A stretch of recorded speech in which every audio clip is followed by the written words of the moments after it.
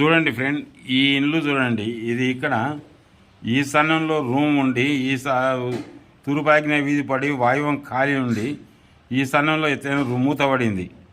అయినా ఈ ఇంటి వారు ఈశాన్య బ్లాక్నకు పక్క ఇండ్లు, రెండవ ఇండ్లు, వీళ్ళు బాగానే ఉన్నారు. ఇది రెండవ ఇండ్లు.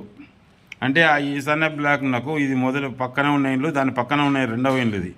ఇది వాయువం పెరిగి ఉత్తరమున అరుగులు ఉండి తూర్పాగ్నేయము ఉత్తర వాయువం పెరిగి ఈశాన్యం తగ్గిన ప్లేస్. అయినా వీళ్ళు బాగానే రాణించినారు. ఎందుకంటే ఇక్కడ ఉన్న ఈశాన్యం తగ్గి పక్కనున్న దానికి ఎక్కువ ఫలితం ఇస్తుంది. ఇది ఎప్పుడైతే ఇక్కడ ఈశాన్యం బ్రెస్ట్ పడితే పక్కనున్న దాంట్లోకి అంశ పడుతుంది. పైన మనం కనపరిచిన పటంలోని 1వ నంబర్ ఇండ్లు తూర్పు ఆగ్నేయ వీధిపోటు ఉన్నది. ఇక్కడ తూర్పు ఆగ్నేయ వీధిపోటు వస్తుంది. ఈశాన్యంలో రూమ్ ఉన్నది, వాయువం ఖాళీ ఉన్నది. అయితే ఆ ఇండ్లు పూర్తిగా వాస్తు విరుద్ధంగా ఉన్నది. అయినా వారు భాగ్యవంతులే. వారికి వేరే ఊరిలో కొంత ఆస్తి కూడా కలిసి వచ్చినది. అయినా కలిసి వచ్చి చాలా భాగ్యవంతులు. అయితే యజమాని పెద్ద కుమారుడు ఇండ్లు వదిలిపోయి ప్రేమ వివాహం చేసుకున్నాడు. ఆయన కూడా చాలా బాగున్నాడు. మిగతా 2 కుమారులు ఒక కూతురు ఉన్నారు. వారు కూడా మంచివారు, మంచి పేరున్నది. అయితే వారు కొంతకాలానికి ఆ ఇండ్లు అమ్మి వేరే గ్రామానికి వెళ్ళినారు. అక్కడ కూడా వాళ్ళు బాగున్నారు. ఇంటి యజమానికి 3 కుమారులు, ఒక కూతురు ఉన్నారు. ఉత్తమ సంతానం, డబ్బు, కీర్తి, పేరు ప్రతిష్టలు కలిగి చాలా బాగున్నారు. అయితే చాలామందికి ఆ ఇండ్లు వాస్తు విరుద్ధంగా ఉంది. ఎలా భాగ్యవంతులైనారు? ఆ ఇంట్లో యజమానికి భార్య ఆస్తి ఎలా కలిసి వచ్చింది అని చాలామంది ఆలోచిస్తున్నారు. వాస్తుకు ఇండ్లు కట్టి ఇబ్బందుల్లో ఉన్నాము, వాస్తు బాగలేక వారు క్షేమంగా ఉన్నారు అని చాలామంది వాస్తు లేదు అనేవారు ఉన్నారు. కానీ వారు క్షేమంగా ఉండడానికి కారణం ఆ ఇంటికి ఉత్తరంలో ఉన్న ఇండ్లు ఈశాన్యం భ్రష్టు పట్టడమే. ఈశాన్యం భ్రష్టు పడితే పక్కన ఇంటికి అంశ పెరుగుతుంది. అయితే రెండవ ఇండ్లు చూడండి, ఈశాన్యం తగ్గి ఆగ్నేయం పెరిగి వాయువం పెరిగి ఉంది. ఇక్కడ ఈ రెండవ పటంలోని ఇండ్లు, ఈ ఇండ్లు ఈశాన్యం తగ్గి వాయువం పెరిగి ఉంది. వాయువంలో పశుశాలకు ఏర్పాటు చేసినారు. ఇంటికి తూర్పు సింహద్వారం ఉంది.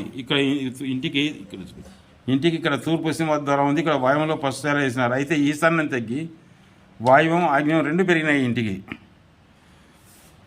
అయితే తూర్పు సింహద్వారం ఉంది. కొంత స్థలం తూర్పున ఖాళీ ఉంది. పశుమందిరానికి తూర్పు ఆగ్నేయంలో ద్వారం ఉన్నది.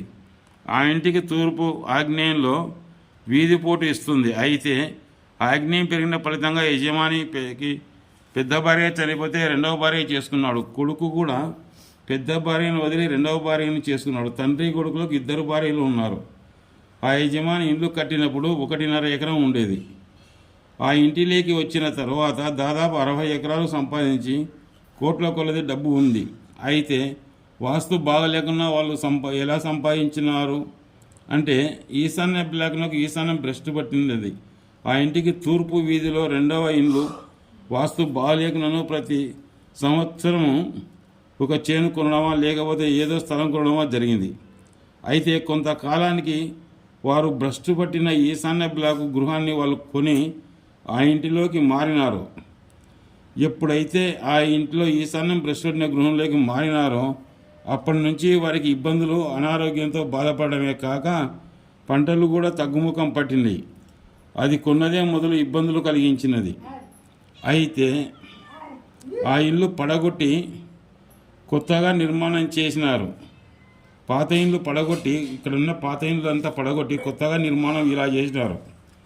ఇలా చేస్తే దక్షిణం ఖాళీ వదిలి ఉత్తరంలో కాంపౌండ్ కట్టి హద్దు చేసినారు. కాంపౌండ్ మీద హద్దుకు బాల్కనీ గుంజినారు. ఎప్పుడైతే బాల్కనీతో ఉత్తరం అద్దయినది.